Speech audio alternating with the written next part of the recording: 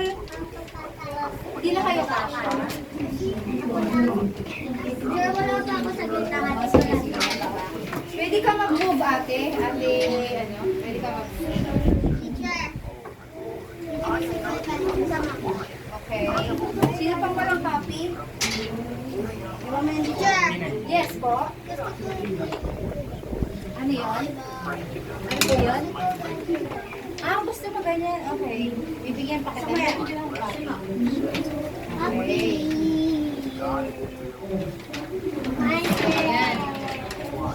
Bibigyan ko rin kayo, ha? Wait lang. O, dali-sandali lang. Huwag kayo maingay. O, may copy kayong ganito. Okay, tingnan niyo yung picture. Sino nakikita niyo sa picture? Asan si Jesus kaya dyan? Asan si Jesus? Ayan, tama. Sino yung kasama niyang lalaki? Sino kaya? Yes? Ano nakikita niyo dun sa may kasama ni Jesus? Anong itsura niya? Ano itsura niya? May sakit ba siya? Ay, wala pa si Chin Chin pala. Sorry, Chin Chin. Okay. Ayan, di ba tingnan niyo yung picture? O, bago niyo pala, tingnan niyo yung picture.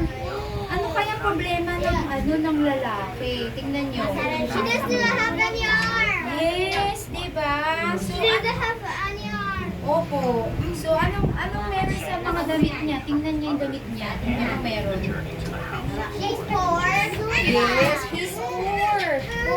Yes, mahirap siya, di ba? Tapos, meron siyang sakit. Okay, meron siyang sakit. Sino ang nagpapagaling daw sa atin? Si Si Jesus. Jesus. Bakit?